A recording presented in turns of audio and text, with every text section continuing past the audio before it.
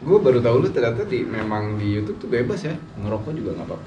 Maksudnya selama nggak yang melanggar hukum Iya. gitu ya. Tapi sebenarnya kalau kayak gini nih nggak boleh kelihatan sih mereknya. Oh gitu. Kalau ntar itu apa istilahnya kalau di PR itu bayar, jadi kayak di endorse. Ini kan harusnya kan kalau lo munculin ini kan bakalan dilihat orang. Berarti mereka juga akan nge-cium merek kan. Nah. Oh makanya sih. Oh kalau kemarin sih gue pakai Kopi Max karena tetangga. Jadi seolah-olah promosiin.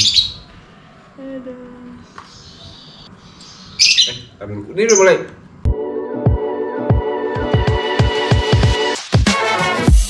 Oke, selamat datang di catatan harian Denny.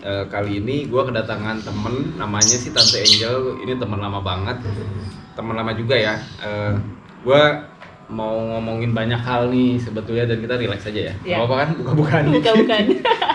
Catatan harian kan? Catatan harian, iya. Nah, catatannya deh. Oke, gue mau bongkar.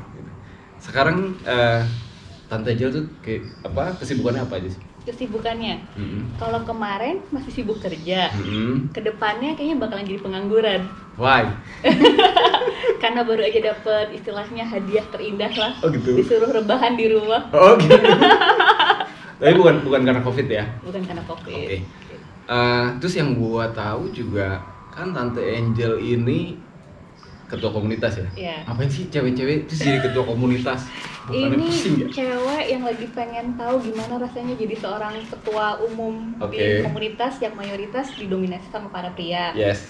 Sebenarnya sih ini juga kesempatan baik ya, karena kan pasti Om Tung Dan juga pernah ngerasain ya rasanya di posisi tersebut. Pasti tuh orang-orang lebih melihat sosok pria di otomotif, ya, kita bisa bilang aja di otomotif, lebih mumpuni atau enggak memang yang lebih dicari. Nah, ketika ada kesempatan, jadi saya pikir ya udah kenapa tidak? Toh sebenarnya kan gender tidak perlu dipermasalahkan.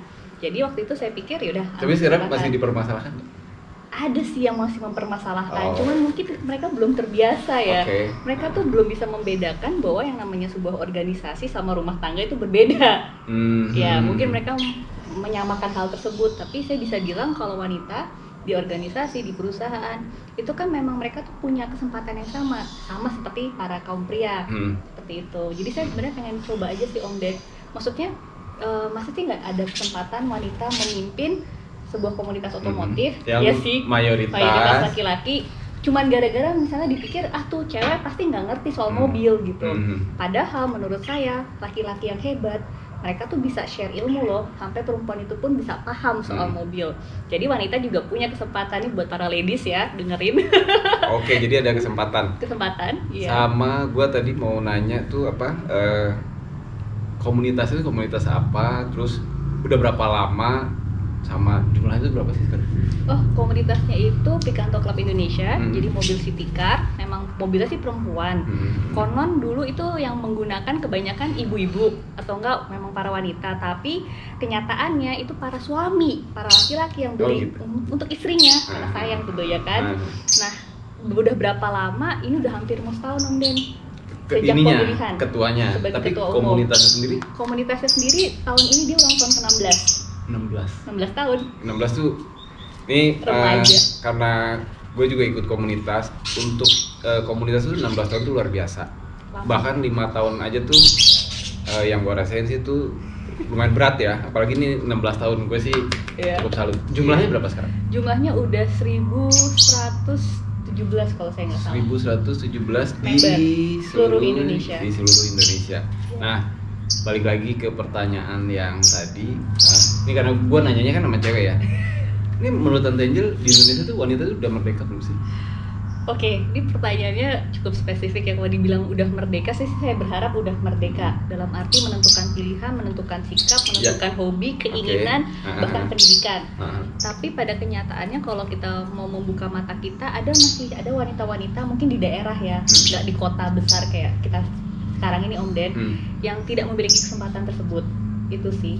Cuman ya inginnya kalau bisa ya wanita diberikan hak yang sama. Kita kan sebenarnya melihat sebagai makhluk hidup. Seperti itu. Diberikan atau harus berjuang sih untuk? Diberikan juga karena kan kita ya kalau saya bilang hierarki patriarki di sini cukup kental kan. Jadi kadang-kadang wanita tuh diharapkan meminta, ya kan, di seolah-olah harus meminta, seolah-olah, padahal tidak ada hal yang harus. Nah kalau itu secara natural diberikan karena ada kepercayaan, karena ada support, dukungan, itu akan lebih baik sih. Oke, gue sama gue mau nanya lagi, kan kemarin-kemarin kan masih kerja lah ya, punya kesibukan, terus kan ngurus komunitas tuh kalau gue udah pusing, ngapain sih? Terus keluarga gimana? Support atau karena gue tahu biasanya kan di komunitas tuh pasti ada konflik kayak gitu-gitu, sementara pasti Tante Angel kan udah sibuk kerja dan lain, mungkin Sabtu Minggu yang harusnya sama keluarga malah pasti pikirannya mau nggak mau tercurah ke sana kan. Iya. Jadi itu memang sebuah challenge, saya bilangnya challenge yang menarik. Itu juga untuk pengembangan diri. Itu manajemen waktu aja sih. Memang kalau udah kita bilang pekerjaan itu kan pasti kita ngikutin jadwal kantor 8 to 5, terus hari Senin sampai hari Jumat. Tapi kita selalu bisa memanage waktu. Memang kalau pekerjaan itu bisa longer hour ya, dalam arti kita harus lembur ya, itu wajar. Tapi saya termasuk pribadi yang kalau udah selesai jam 5 ya udah selesai ya. Gitu. Jadi jam 5 sampai jam 6 Om Den biasanya saya akan ambil waktu 1 jam. Kalau misalnya komunitas tuh butuh perhatian saya, atau enggak saya butuh melakukan sesuatu buat teman-teman gitu. Karena kan yang namanya komunitas juga ada struktur organisasi, struktur kepengurusan. Dan kalau kita ngomong Indonesia, kita nggak mungkin kan cuma di satu daerah aja gitu. Jadi biasanya tuh untuk menyapa, untuk mencari tahu apa kabarnya mereka, ada masalah apa. Dan itu biasanya sih kita seminggu sekali atau enggak ya setidaknya sebulan 2 kali dicek lah. Terutama kan lagi pandemi nih, pasti banyak teman-teman yang di daerah biasanya touring gitu ya, jalan-jalan. Gila nih nggak bisa kemana-mana, stres. Nah better sih jadi tempat ajang curhat gitu. Nah pas karena pandemi gini kan biasanya kopdar tuh, itu caranya gimana supaya antusiasi member juga nggak turun, tapi kita juga belum bisa ketemuan, itu ada kopdar online kah? Terus sebelum itu berapa kali kopdar online kayak gitu? Nah kemarin ini saya kepikiran begini, untuk teman-teman Picanto itu kan sebenarnya memang mayoritas juga kaum laki-laki ya, dari datanya sendiri sih yang saya dapetin dari tim di pengurusan. Tapi saya tuh pengen teman-teman ini pas selama pandemi mereka tuh mendapatkan ilmu, pengetahuan. Jadi waktu itu diskusi sama pengurus, akhirnya kita setuju bikin semacam diskusi online. Kita bilangnya diskusi online. Diskusi nanti online. Gue mau bikin nggak jadi. Diskusi online, dan itu memang saya menggabungkan nggak hanya otomotif. Jadi memang itu kan waktu itu ada banyak concern kayak teman-teman tuh, iya nih Mak Tum, saya dipanggil Mak Tum, gue tuh susah banget nyari spare part. Spare part itu ada alternatif apa ya saat ini gitu. Ya udah kita ngomong dulu deh sama Kabeng. Jadi waktu itu kita diskusi sama Kabeng, ya kan, ngomongin soal kaki-kaki karena itu yang paling sering bukan bermasalah, perlu perhatian lebih gitu. Karena kondisi karena kondisi jalan di Indonesia juga lah ya. Tahu lah kita ya tuh jalan nggak pernah semulus kulit masalah. Terus? Jadi itu dibutuhkan. Jadi teman-teman tuh tahu apa yang harus diperhatikan. Setelah itu kita bikin diskonya lagi dengan yang pemilik spare part yang memang dia tuh memiliki produk yang bisa kita gunakan dengan harga yang mungkin tidak semahal yang dari aslinya ya, dari pusat gitu ya. Tapi kan orang kan sekarang bisa memilih kan Om Den saat ini ya untuk kendaraan Korea yang kita pakai ini. Nah jadi waktu itu diskusi lah sama tim dari spare part ini. Itu juga cukup menarik karena teman-teman tuh baru yang sadar, oh ada toh ya, contoh shock breaker deh, filter AC kayak gitu-gitu yang memang perlu kita ganti kan berkala. Nah setelah itu saya pikir ini kayaknya nggak adil nih. Kita kan tahu bahwa perusahaan tempat mobil kita ini udah berganti kepemimpinan, diakuisisikan. Jadi waktu itu saya pikir kayaknya perlu orang dari perusahaan yang baru ini untuk ngobrol nih sama teman-teman. Jadi nggak cuman pengurus aja yang tahu ada apa sih sebenarnya yang terjadi gitu. Puji Tuhan, alhamdulillah orangnya mau. Jadi waktu itu kita punya diskusi khusus dengan si perusahaan ini. Dan itu teman-teman tuh antusias banget kan. Mau dong nanti. Itu nanti setelah ini ya, gue mau ajak kau. Nah jadi tuh teman-teman antusias banget karena akhirnya tuh dapat kabar, dapat bocoran juga apa yang akan mereka lakukan langsung dari sumbernya. Nah itu teman-teman tuh akhirnya merasa bahwa oh walaupun pandemi, walaupun nggak bisa kopdar, gue dapet pengetahuan, gue dapet ilmu, bahkan gue dapet misalnya jawaban dari permasalahan yang ada di pikiran gitu kan. Nah terakhir itu diskusi online-nya di kantor klub sendiri, kita tuh minta salah satu member, ini bener-bener member yang udah lama dan pernah jadi ketua juga sebelumnya. Dia itu orangnya resik banget, apa ya bilangnya resik, bersih. Tapi waktu mobil kayaknya dipoles terus tuh kalau bisa tuh. Om Dok.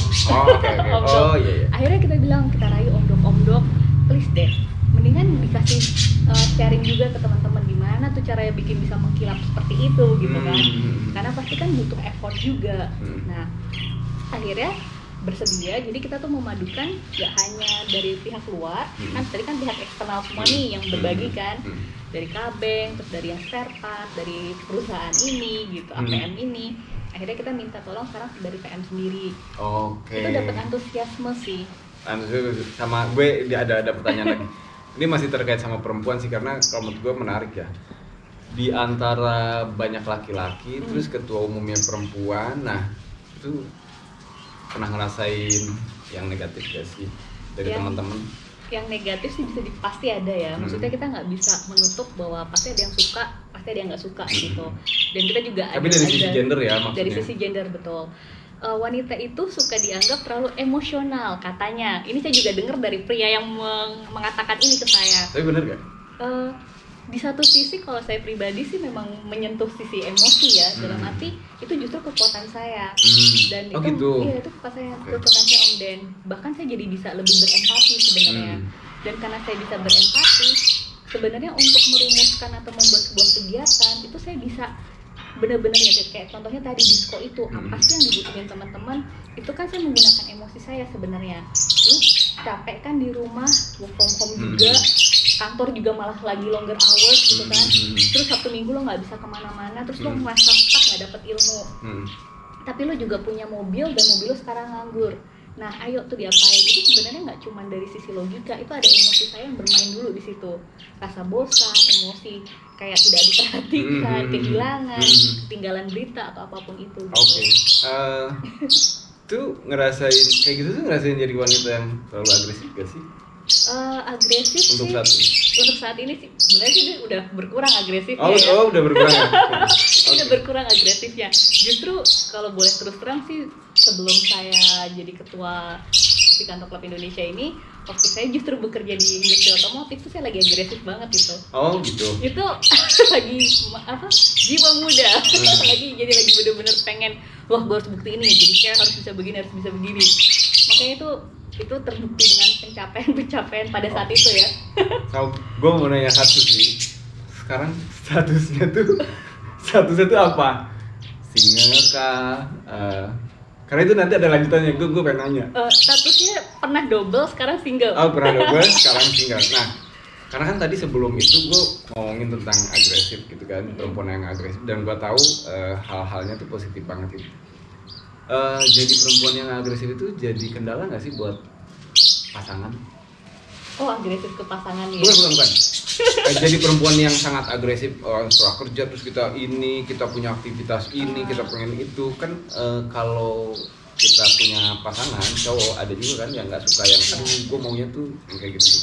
Maunya kamu jangan kayak gitu ya sayang. Itu maunya kamu di rumah aja. Punya kendala itu nggak? Ada. Ada. Nah itu yang menariknya adalah saya tuh juga baru tahu ada istilah di psikologi. Ini saya diajarin sama mentor saya juga sih. Ada yang namanya alpha, beta, dan gamma female dan male. Apa tuh? Jadi alpha itu adalah wanita-wanita yang memang ingin memimpin. Dan waktu itu saya sempat denying kalau saya tuh bukan alpha. Saya tuh ngerasa, gue kan solo, gue nggak harus jadi pemimpin kok, gue nggak mau jadi ketua, gue nggak mau jadi istilahnya kalau di kantor manajer gitu. Tapi ternyata kenyataan berbicara lain. Itu alpha. Jadi justru apapun yang saya lakukan itu menunjukkan sisi kepemimpinan. Dan karena saya punya agresifness itu, jadi saya termasuk di posisi itu. Konon katanya memang wanita-wanita alpha ini kalau mereka nggak bisa berdamai dengan pasangannya, berkomunikasi. Oh, bukan berdamai sama diri sendiri bukan ya? Juga. Jadi sama pasangannya dan berdamai dengan berkomunikasi dengan pasangannya itu akan membuat friksi. Friksi, terutama kalau pasangannya bukan alpha male. Itu berlaku juga sama cowok berarti ya? Jadi kalau cowok alpha sama cewek alpha, mereka tuh tahu bahwa burung aja sampai tertarik loh. Ini gue dari tadi burungnya diem terus pas gue ngobrol dia ikutan. Oke, lanjut. Jadi kalau misalnya alpha male sama alpha female, mereka tuh punya prinsip yang sama, bahwa yang namanya memimpin dibutuhkan orang lain itu tuh perlu totalitas. Jadi sama-sama saling support. Gak masalah kalau misalnya ada longer hour di luar kerja harus ngurusin orang lain, karena trust, karena tahu itu memang harus diselesaikan saat itu, bahkan akan mensupport. Kalau beta dia akan merasa, aduh istri gue ini kayaknya terlalu sibuk sendiri, gue nggak diperhatiin. Oh, itu yang kalau dari sisi cowoknya. Atau nggak cewek beta kalau ngeliat cowoknya yang apa, kok dia pergi sama temen-temennya terus sih, ngurusin itu terus sih gitu kan, kok dia nggak pernah ada waktu buat gue. Nah ini sebenarnya hal-hal yang karena karakteristik sih Om Den, tapi ini pembahasan psikologi sebenarnya. Gak apa-apa, kan ini sesuai dengan channel gue, catatan harian. Jadi bahasannya tuh agak umum. Kalau yang tadi apa, alpha, beta, sama satu lagi apa? Theta kalau gue nggak salah, agama ya. Itu apa? Nah yang satunya lagi tuh dia kayak lebih ke spiritualitas sih. Jadi dia tuh orangnya tenang, dia lebih suka kayak berdoa, mungkin malah meditasi juga. Dia lebih senang mencari ketenangan daripada ngurusin diri sendiri eksternal, ya dia lebih mending ke diri sendiri gitu. Tapi mungkin teman-teman bisa lebih cek ke Google aja kalau misalnya pengen tahu. Karena sebenarnya ini lebih ke saya, karena tadi pertanyaannya ke saya, jadi ya saya tuh dulu pernah in denial state itu gitu. Saya nggak ngerasa alpha female, tapi kenyataan. Oh iya, sama satu lagi, gue kan temenan di Instagram nih sama Tante Angel. Sering banget gue ngebaca si Tante Angel ini ngebahas tentang relationship and sex. Itu dua topik yang paling penting. Buat cewek tuh seks tuh penting gak sih? Atau relationship itu ada di atasnya seks atau gimana? Sebenarnya tuh dua-duanya tuh perlu seimbang loh Om Den. Jadi ini supaya teman-teman gak kaget, saya kasih background dulu ya. Background kenapa saya membicarakan soal seks dan relationship itu ternyata karena di zaman saya kuliah, jadi ini balik waktu saya masih ngambil S1, saya ini adalah sebuah jubir karena saya ngambil program public relation untuk AIDS Council. Jadi saya kerja untuk AIDS Council, di mana saya harus belajar mengkampanyekan safe sex untuk high school. Seru ya, bukan safe sex buat yang sudah menikah karena dia definitely not, bukan targetnya, tapi ini untuk anak-anak high school. Ternyata anak-anak high school di negara tersebut, bukan Indonesia, itu sudah melakukan pergaulan bebas tanpa kondom. Jadi kita ngomongnya belak-belakan aja ya. Dan itu menjadi concern karena tingkat kehamilan di luar nikah di masa remaja usia 14, 15, 16 itu tinggi. Seperti itu. Nah, jadi ntar ada telepon nih. Jadi waktu itu saya diminta sama atasan saya di AIDS Council, kalau lo mau jadi PR, lo harus terjun langsung, ya kan? Dan yang paling sulit adalah berkomunikasi. Mengkomunikasikan hal yang sulit adalah soal seks ke anak-anak high school, ya kan? Dimana pasti akan ada hal yang seru gitu. Itu yang diajarin apa? Banyak. Jadi kita tuh belajar anatomi sebenarnya, anatomi wanita sama pria. Jadi dari situ ternyata saya tuh saya membaca banyak banget buku terkait seks, pastinya mau nggak mau, karena kan saya harus menjelaskan. Dan yang namanya anak-anak high school ternyata mereka tidak peduli anatomi, mereka peduli sisi emosi. I fall in love with this guy. I think he likes me, so why I cannot give it to him? Mereka selalu bicara seperti itu. Yang dimana ada satu hari pada saat itu, ketika saya lagi harus menjelaskan soal kondom, jadi di sana tuh ada kondom wanita, which is kalau di sini mungkin kondom lebih ke pria kan, tapi di negara tersebut wanita tuh ada kondomnya, dan itu mereka harus tahu cara pakainya. Jadi waktu saya lagi ngajarin mereka cara pakai kondom wanita ini, mereka bertanya ke saya satu pertanyaan yang pada saat itu memang saya nggak bisa jawab. Miss, have you ever had sex? Wow, ini pertanyaan yang to the point banget, tapi mungkin anak-anak yang lain umur usia berapa? Ini anak-anak 15 tahun. Oh lagi gitu. Akhirnya saya mencoba mengalihkan dengan cara that's not I cannot answer that. Focus on this one first. So, karena memang pada saat itu kan mereka harus tahu cara penggunaan kondom, which is di sana tingkat kehamilan itu gara-garanya tuh dua hal. Mereka nggak mau pakai kondom dan mereka juga nggak tahu kalau cowok tuh ada kondomnya. Oh ya? Iya. Oh, tapi ini nggak pernah dibahas di Kopdar lah ya? Iya, nggak pernah. Nggak pernah lah ya? Nggak. Di Kopdar ini pernah jadi pembahas. Ini teman-teman di Pikanto sebenarnya juga topik yang mereka sukai. Oh ya? Kayaknya sih bukan cuma di komunitas ya, karena ini kan umum kalau menurut gua tentang relationship sama seks. Dan mungkin kalau kan Indonesia itu ngomongin education sex itu agak tabu, tapi kalau yang gua tangkap adalah pokoknya kayak gini ya. Jadi ya kalau bisa memang menjauhi. Tapi kalau mungkin sulit banget dibendung, dimitigasinya atau dikuranginya adalah salah satunya dengan pakai pengaman tadi. Betul. Ya langkah paling bagusnya adalah dijauhi. Gitu. Mungkin orang tua ngejaga lah gitu, karena kalau nggak salah minggu kemarin gue juga ngebaca kan ada beberapa anak SMA yang minta dispensasi karena dia hamil kan gitu. Kalau cowok ngelihat cewek yang agak seksi dikit terus dia agak pikirannya kemana-mana, yang salah itu cewek apa cowok? Yang salah nggak ada. Karena pria itu memang makhluk visual. Itu memang udah ini dari data pendidikan, maksudnya dari data yang memang udah akurat ya, dari survei, dari research. Pria itu makhluk visual. Jadi memang mata pria itu kalau melihat ada wanita dengan pakaian seksi, contoh pakai bikini atau enggak ya yang lebih terbuka gitu, mereka pasti akan tertarik. Jadi wajar ya? Insting sih. Iya. Apakah wanitanya juga salah? Enggak juga, karena kadang-kadang kalau wanita ngerasa senang dengan badannya, mereka tuh juga pengen nunjukin gitu. Jadi menurut saya sih itu sih Om. Terus kalau umpamanya nih terjadi pelecehan seksual gitu, itu kalau tadi nggak salah laki-laki karena laki-laki ternyata makhluk yang visual, terus juga nggak salah perempuan karena perempuan udah effort ngebentuk badannya, terus badannya jadi sedikit mungkin diperlihatkan, terus let's say kejadian lah ada pelecehan, salahnya di mana? Kontrol dari pikiran, baik itu di laki-lakinya atau enggak mungkin di perempuannya. Jadi begini, ketika kita sudah paham nih sebagai wanita nih ya, misalnya saya pakai baju seksi, saya tahu ada pose-pose tertentu yang bisa ngundang lebih. Biasanya jangan lakukan. Kalau saya pengen aman, kontrol kan di saya. Nah, laki-laki sebaliknya, kalian kan melihat. Ya kalau kalian tidak mau sampai melecehkan, ya kan, amit-amit sih ya, yang kontrol dong, jangan sampai itu terbawa nafsu. Dan itu saya yakin pada bisa sih. Ini gue sayang banget sih sebetulnya tuh pertanyaan gue tuh masih panjang banget dan diskusinya tuh masih menarik banget, tapi udah mulai kedengeran azan.